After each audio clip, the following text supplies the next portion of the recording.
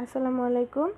HSC লেভেলের EFT বই থেকে যেখানে আগের দিন শেষ করেছিলাম ঠিক সেখান থেকে আজকে শুরু করছি। তো এটা হচ্ছে ইউনিটের নাম ট্যুরস অ্যান্ড ট্রাভেলস অ্যান্ড লেসনের নাম হচ্ছে ওয়ান্ডার্স অফ ভিলায়াত অর্থাৎ ইংল্যান্ড। তো আমি শুরু করছি। The cold weather in Europe doesn't allow one to grow Indian fruits and flowers in the open. যে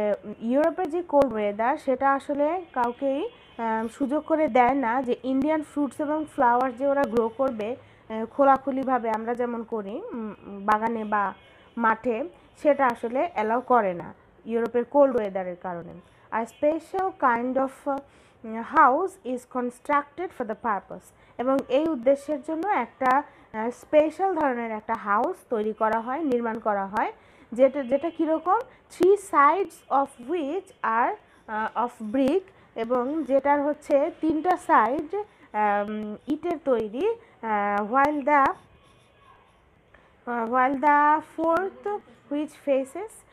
south, এবং যে 4 নাম্বারটা হচ্ছে দক্ষিণ দিকে ফেস করা, is made of glass plate, এবং এই যে দক্ষিণ দিকে ফেস করা যেই ওয়ালটা সেটা হচ্ছে গ্লাস দিয়ে তৈরি অর্থাৎ কাচের তৈরি, that keep out the cold air, যেটা কোল্ড এয়ারটা বাইরে রাখে, but let in the sun's rays, কিন্তু সূর্যের রশ্মিটা ভেতরে ঢুকতে দেয়। এটাকে আসলে আমরা গ্রিন হাউস বলি, এবং এটার নাম অনুসারেই কিন্তু আমরা যে বায়ুমণ্ডলের মধ্যে যেই কার্বন ডাইঅক্সাইড আটকা পড়ে যাচ্ছে এবং বের হতে পারছে না, এই গ্রিন হাউস থেকেই কিন্তু আমরা এই নামটা নেওয়া হয়েছে। যে এখানে গ্রিন হাউস তো বরফাঞ্চলে গাছপালা জন্মানোর জন্য গ্রিন হাউস বানানো হয়, আর আমরা যেটা বলি যে পরিবেশের ভারসাম্য নষ্ট হয়ে যাচ্ছে গ্রিন হাউস ইফেক্টের কারণে, সেটা কিন্তু এইখান থেকেই নামটা নেওয়া হয়েছে। তো যা হোক, আমি লাইনটা আবার বলছি যে আ special kind of house is constructed for the purpose, এবং এই উদ্দেশ্যের জন্য একটা বিশেষ ধরনের বাসা বা ঘর তৈরি করা হয়, যেটা হচ্ছে 3 sides of which are of brick, যে ঘরটার 3টা সাইড হচ্ছে ইটের তৈরি, while the fourth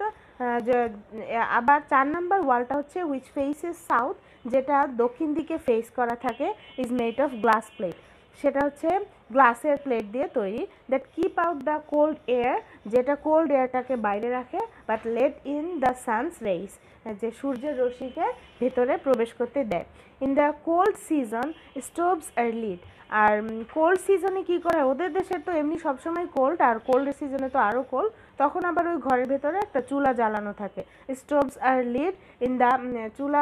একাধিক চুলা জ্বালানো থাকে, in the house for heat, আরও তাপ বাড়ানোর জন্য স্টোভ জ্বালানো থাকে, and fruit and flower seeds are sown, এবং তখন ফল আর ফুলের যে বীজগুলো সেগুলো বপন করা হয় ইন ট্রাউটস অর্থ হচ্ছে টাব, আমরা যেটাকে টাব বলি, মানে গাছ লাগাই যেই পাত্রে, তো এই ট্রাউটসের মধ্যে ফুলের আর ফলের বীজ বপন করা হয়, ফিল্ড উইথ মোল্ড, যেই টাউটসগুলো অর্থাৎ যেই টাবগুলো কাদা দিয়ে পরিপূর্ণ। The heat of the stoves and the warmth of the sunlight combine to aid the growth of Indian plants, এবং এই যে স্টোভের তাপ আর হচ্ছে সানলাইটের যে ওয়ার্মথ, যে উষ্ণতা, এই দুটো কম্বাইন করে, মিশে যায়। কেন মিশে কী করে, টু এইড, হেল্প করে, এইড অর্থ হেল্প, তো কী করতে হেল্প করে, the growth of Indian plants grow করতে হেল্প করে।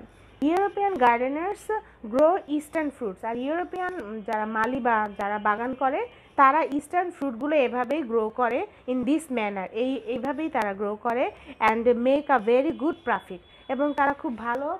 প্রফিট বানায়, খুব লাভবান হয়, charging as much as 5 rupees for a pomegranate, যে একটা ডালিম তারা 5 রুপি নেয়, অ্যান্ড 3 ফর এ মাস্কমেলন, এবং একটা বাঙ্গি বিক্রি করে তারা 3 রুপিতে। তো আজকে এ পর্যন্ত স্টুডেন্টস, আল্লাহ হাফেজ।